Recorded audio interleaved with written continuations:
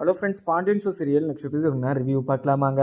எங்கள் அப்பத்தாவும் அரசியை கோயிலுக்குமே கூட்டிகிட்டு போயிட்டுறாங்க. அங்கே குமாரியும் வர சொல்லிட்டுறாங்க. இது தெரியாமல் அரசியும் யார் அப்பத்தா வராங்க, அப்படி யார் இம்பார்ட்டனாக நீங்கள் அவங்க வரணும்னு சொல்லிட்டு துடிச்சிக்கிட்டு இருக்கீங்க அப்படின்னு சொல்லிட்டு அரசியுமே கேட்பாங்க. உடனே அப்பத்தாவும் இரு அரசி, அவங்க வந்த பின்னாடி உனக்கு நான் சொல்கிறேன் அப்படின்னு சொல்லிட்டு அங்கே அரசியை சமாதானப்படுத்துகிறாங்க. அதுக்கப்புறம் என்ன, இங்கே குமார் கோயிலுக்கு வராங்க. ஆனால் அப்பத்தா குமாரை தான் வர சொல்லியிருக்காங்க அப்படின்ற விஷயம் இங்கே அரசிக்கு கொஞ்சம் கூட பார்த்தீங்கன்னா தெரியல. ஆனால் அங்கே குமாரை பார்த்ததும் இன்னும் பார்த்தா இவனை எதுக்கு வர சொல்லியிருக்கீங்க அப்படின்னு சொல்லிட்டு இங்கே அப்பத்தா கிட்ட கேட்குறாங்க. அதுக்கப்புறம் அப்பத்தாவும் இல்லரசி, குமார்கிட்ட நான் என் பேரங்கிட்ட நான் பேசணும்னு சொல்லிட்டு எனக்கு ஆசையாக இருந்துச்சு, அதனால தான் நான் கோயிலுக்கு கூட்டிகிட்டு வந்தேன் அப்படின்னு சொல்லிட்டு இங்கே அப்பத்தா சொல்லவும் உடனே அரசியும் என்ன அப்பத்தா அதுக்கு எதுக்கு என்ன கூட்டிகிட்டு வந்தீங்க, நீங்கள் மட்டும் வர வேண்டியது தானே அப்படின்னு சொல்லிட்டு இங்கே அரசியுமே கேட்குறாங்க. அதுக்கப்புறம் அப்பத்தாவும் இல்லரசி, நான் வயசானவல்ல, என்னால் நடக்க முடியாது, நடந்து வரும்போது எதனா ஆயிடுச்சுன்னா என்ன பண்ணுறது, அதனால தான் ஒரு பாதுகாப்புக்காக ஒன்றை கூட்டிகிட்டு வந்தேன் அப்படின்னு சொல்லிட்டு இங்கே அப்பத்தாவும் சொல்லிட்டுறாங்க.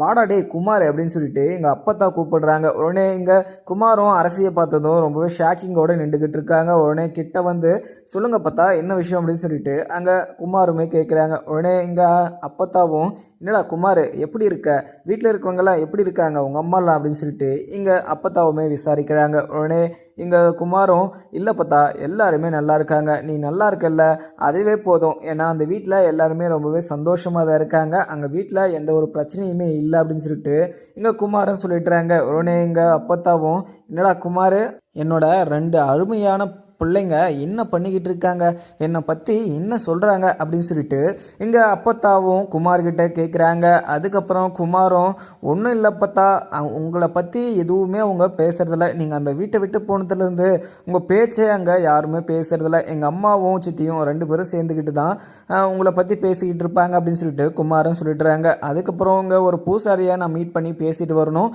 குமார் நீ இங்கே இரு அப்படின்னு சொல்லிட்டு அங்கே அப்பத்தா மட்டும் எழுந்து கிளம்புறாங்க. உடனே எங்கள் அரசியும் என்ன பார்த்தா என்னை மட்டும் தனியாக விட்டுட்டு எங்கே போகிறீங்க, இங்கே எனக்கு என்ன வேலை, நானும் வரேன் அப்பத்தா அப்படின்னு சொல்லிட்டு அரசியுமே எழுறாங்க. உடனே அரசியை அங்கேயே உட்கார வச்சுட்டு அப்பத்தா பாட்டுக்கு தனியாகவும் போயிடுறாங்க.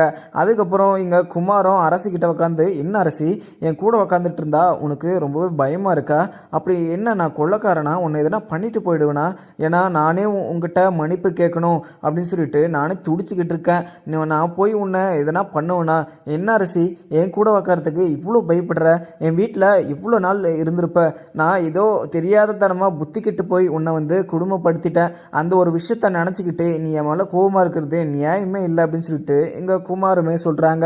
அதுக்கப்புறம் என்ன இங்கே அரசியும் இதை பாரு, என்கிட்ட நீ பேசுகிறவரெல்லாம் வச்சுக்காத, உன்னை பார்த்தாவே எனக்கு பிடிக்கல, நான் அப்பத்தாக தான் கோயிலுக்கு வந்தேன், ஆனால் உன்னை பார்க்கறதுக்காக தான் நான் நினச்சி கூட பார்க்கல, நீ வரேன்னு சொல்லிட்டு அப்பத்தா சொல்லியிருந்தாங்களா, இந்த கோயிலுக்கே நான் வந்திருக்க மாட்டேன் அப்படின்னு சொல்லிட்டு இங்கே அரசியும் சொல்லிட்டுறாங்க.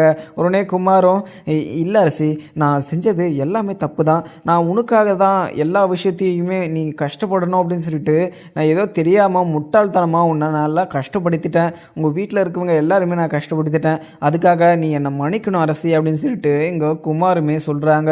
அதுக்கப்புறம் அரசியும் இதை பாருங்கள், நீங்கள் எங்கிட்ட மன்னிச்சிக்கோ, என்னை மன்னிச்சு ஏற்றுக்கோ அப்படின்னு சொல்லிட்டு நீங்கள் எங்கிட்டலாம் சும்மா பேசிக்கிட்டு இருக்காதீங்க, நீங்கள் எங்கிட்ட பேசாமல் அமைதியாக உக்காந்தாவே எனக்கு அதுவே போதும், ஏன்னா நான் நிம்மதியாக இருக்கிறது உங்களுக்கு பிடிக்கலையா பொறுக்கலையா, ஏன்னா நான் இப்போ தான் எங்கள் அம்மா கூடயும் எங்கள் அப்பா கூடயும் சேர்ந்து சந்தோஷமாக இருக்கேன், மறுபடியும் எங்கள் வீட்டில் எல்லாரையும் கஷ்டப்படுத்தணும் அப்படின்னு சொல்லிட்டு நீங்கள் பார்க்குறீங்களா அப்படின்னு சொல்லிட்டு இங்கே அரசியுமே சொல்கிறாங்க.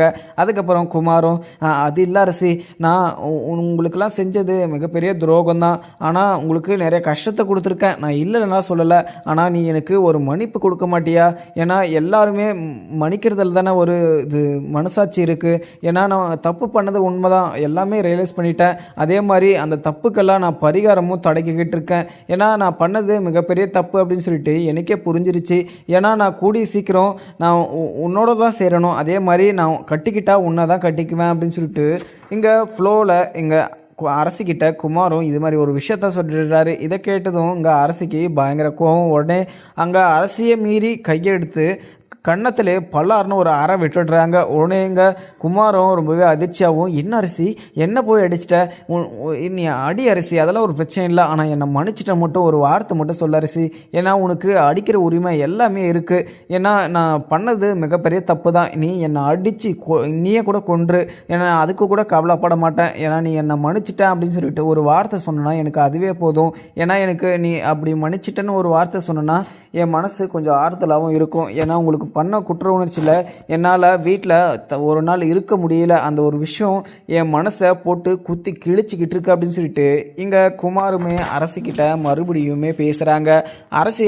அரசி வந்து குமார் அடித்ததை இங்கே அப்பத்தாவுமே பார்த்துட்டுறாங்க. உடனே அப்பத்தாவும் சென்டரில் நாம் போய் எதுவுமே பேசக்கூடாது, ஏன்னா அவங்களே பார்த்தினா இதை பேசி சமாதானப்படுத்திக்கணும்.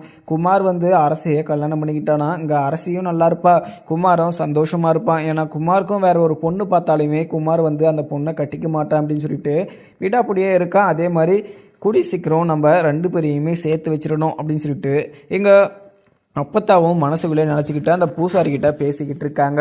அதுக்கப்புறம் இங்கே அரசியும், இந்த பார் குமார், நான் உங்ககிட்ட பேசுகிறதுக்கு எனக்கு கொஞ்சம் கூட பார்த்தீங்கன்னா பிடிக்கல.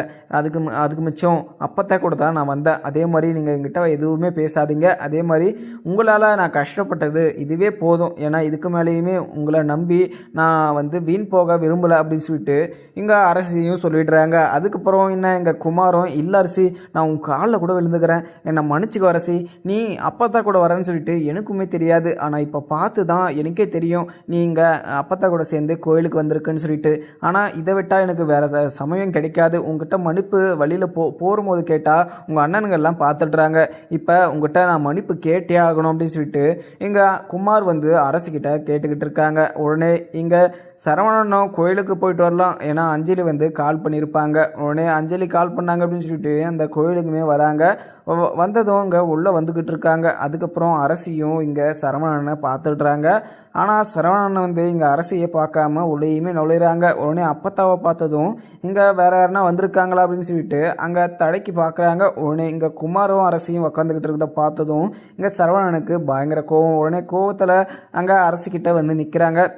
என்னடா எதுக்கு வந்திருக்கங்க, அரசுக்கிட்ட இருக்குது, எதுக்கு பேசிக்கிட்டு இருக்க, உனக்கு அரசுக்கிட்ட என்ன வேலை அப்படின்னு சொல்லிட்டு இங்கே சரவணன் வந்து குமார்கிட்ட ரொம்பவே ஓவராகவும் பேசிக்கிட்டு இருக்காங்க. அதுக்கப்புறம் குமாரும், அது இல்லை மச்சான், நான் என்ன சொல்ல வரேன்னா, நான் வந்து அரசுக்கிட்ட பேசுறதுக்காகலாம் வரல, நான் அப்பத்தாவும் மீட் பண்ணி பேசுறதுக்காக தான் வந்தேன். அப்பத்தாவும் ஏதோ பூசாரியை மீட் பண்ணிட்டு வரேன் அப்படின்னு சொல்லிட்டு இங்கேருந்து கிளம்பிருக்காங்க, அதனால தான் இங்கே உட்காந்துட்டு இருக்கேன் அப்படின்னு சொல்லிட்டு இங்கே குமாருமே சொல்கிறாங்க. அதுக்கப்புறம் சரவணனும், டேய் இங்கே உனக்கு என்னடா அரசுக்கிட்ட வேலை, நீ உக்காதுறா, இங்கே கோயிலில் நிறைய இடம் இருக்குல்ல, அங்கெல்லாம் போய் உட்கார வேண்டியது தானே, அரசு பக்கத்தில் எதுக்கு உட்காந்துக்கிட்டு இருக்கா அப்படின்னு சொல்லிட்டு இங்கே சரவணனுமே மறுபடியும் அங்கே குமாரை வந்து கேள்வி மேலே கேள்வி கேட்டுக்கிட்டு இருக்காங்க. உடனே இங்கே குமாரும், அது இல்லை மச்சான் அப்படின்னு சொல்லிட்டு, நான் என்ன சொல்கிறது, நான் என்ன சொன்னாலுமே உங்களுக்கு புரியாது அப்படின்னு சொல்லிட்டு இங்கே சரவணன்கிட்ட சொல்லவும், சரவணனும், உனக்கு நான் எதுக்குடா மச்சான் ஆகணும், நீ என்ன மச்சான் கூப்பிட்ற, போடா அப்படிக்கா அப்படின்னு சொல்லிட்டு அங்கே தள்ளியுமே விட்டுட்டுறாங்க இங்கே குமாரை.